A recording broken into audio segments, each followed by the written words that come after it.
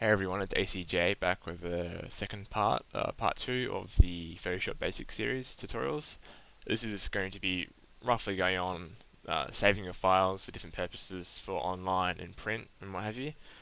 So we're going to jump straight into this. So I have a PSD that I've just opened up here. It's a Photoshop document. It has all its layers and it has all the Photoshop elements such as effects somewhere in here. Yeah, so you got add a globe, what have you, all that stuff like that is for Photoshop. So Photoshop reads this as in the PSD, which is a native form for Photoshop. Now, if I want to save this for different things such as online, we need to flatten this image, which is a good idea. Flattening it for online, it's probably a good idea to run past this and go save for web and device. Now what this is a tool that's built into Photoshop that allows you to save for online media in different formats. So we'll just zoom out of here so we can see the documents easier. And it gives you a a thing. We've got the original document up top and you've got your new version down below, and you can actually see the quality being changed depending on what options you pick for it. You can also do more, such as 4 up and what have you, and you can pick different items for so you can pair more than one mode at a time. So you can see here we've got the original down here, we've got PNG 24, we've got JPEG, and we've got JPEG again at different settings. It's a bit hard to see if I'm on YouTube, but you can actually see the quality changing. So along here you can see what's called banding, where the color it doesn't have enough color modes or color options to create the smooth gradient as you see in the original. So we've got this banding. So we'll go back to 2 up and select JPEG because this is going to be a digitally distributed file. We might give it to a friend over disk or PNG. We're not going to put this online, so JPEG's okay. What we want to do is, depending on the quality, so we've got the slider up here which actually can determine the quality and then thus the size. So it's not we don't really care too much that it's not going to be too big, so we might bump it up to 100. Now, being 100 quality, as you can see down the bottom right hand corner, it actually gives you some settings over here, and that is really helpful. So we can tell it's JPEG.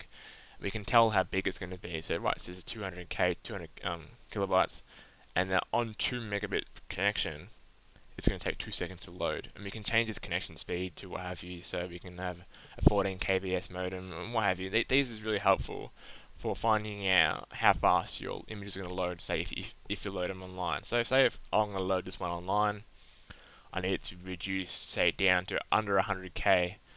So we're going to pull the slider down and then keep on checking out the JPEG and actual size down here. So right now it's 107, we need to get down to 100. So we'll put it back to 60. Still not under 100 yet. So 50, or a bit higher than 50, 55. And then there you go, 99.8k. And on a 2 megabit connection, we've got it's running it. It's going to be done in 1 second, and then that's pretty good. That's fast enough, and really this is a good option to limit the actual size of your files for online. Image size, you also can change it here and tell you how much, and it just can really help you if you want to quickly get them all on for the web, and yeah. Now we have different options. We have also GIF as well, which saves transparency, I think. Yes, it does, and PNG does as well. So another option, we actually can select your different modes as well. Again, we can tell the size down here, and you can work out. You've got dither, which dither is what I showed you before, is when the banding happens. When the banding happens, where you've got these bands of color that kind of jar each other as they kind of come down. They've got really kind of jarring, like solid colors of banding. Where I'll demonstrate it to you. So on the JPEG, we'll move the quality right down to 0, and I'll zoom in a bit as well. And you see how they've got these solid blocks. These are banding, or it's actually very easy to say they're banding. This happens when there's not enough colors to select and create a flow. This also can happen with the bit color as well. So if you've got low bit color, that'll help. What dithering does, it sets up a pattern or like a regime where the pattern will gradually put the color in, but using only certain colors, and this will help make it look much more flowing, but it increases the size a tiny bit, but it's not very much compared to say having the color. So dithering is really good, if that makes sense to you guys. This I know this is brushing over things really quickly, but really there's so much to learn in color compression and size formats. So GIF is not really used too much because a lot for smaller things and really basic web graphics. Normally PNG is a transparency saver. So say you have a transparent background and you want to incorporate that online or somewhere like that, PNG is great for that. That'll save transparency, whereas JPEG won't.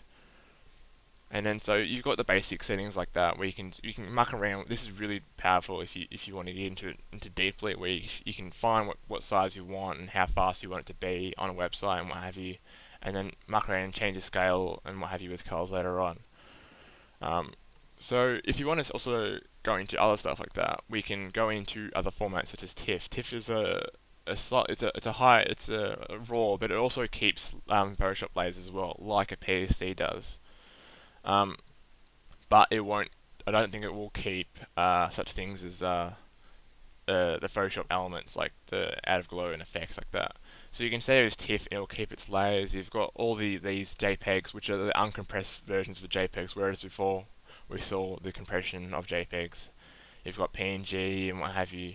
You've got Photoshop RAW. You've got all these formats that you can save in that will depend on what have you. So really, I recommend mostly, even if it's always using this to save the web if you're going to do digital media, because this tool is really powerful and it will actually help you compress these files down for web, because we don't want too big of files transferring across online. For print, and I would normally just save it in an uncompressed format, such as JPEG or PNG in the file save. Because I don't want, if it's for print, I don't want it to compress it. Also, you can do TIFF as well. I actually sometimes use TIFF for print. But memory that you don't want to put PSDs through print, because you really need a non-layered image, so you can compress TIFF. So it's just one single layer, because sometimes print can happen where it does muck up things when you have these layers, and it can actually change and alter the image when it comes out in print. So making sure that you have a single layer, so a flattened image, so using TIFF but using flattened and what have you, or PNG or JPEG for print. Making sure you have one layer, like I said, and then it will go through properly. Bigger, you have bigger image quality, less compressed. It's good for print. But making sure it's not too big, because print documents can jam up the print feed. Not the print feed, as in, like, if you have these massive files, it'll take forever to get through your printer. And I've had personal experience with this, where I actually put a PSD through to my print, and it takes 5 minutes instead of 10 seconds to come actually through to your printer to respond it to store the information. So I know I've kind of really rushed over this just one, but there is so much to learn. There's so much to kind of go over, especially in saving, just saving alone. So please, if you need help on anything I just said, then comment and I will get to it. Also, if you want any other tutorials on any other tools or things you've seen, please comment in the description, and I'll send me a message and I'll try to get to them. I'm trying to help you guys at the most, so if you have anything to ask, please do. And yeah, sorry for rushing over this, but yeah. Thanks guys for watching. Comment, rate and subscribe if you like this, and there'll be much more. In the next tutorial we're going over the toolbar. So these are all like the shortcuts and your zooming and stuff like that as well. So I'll see you then guys. Bye.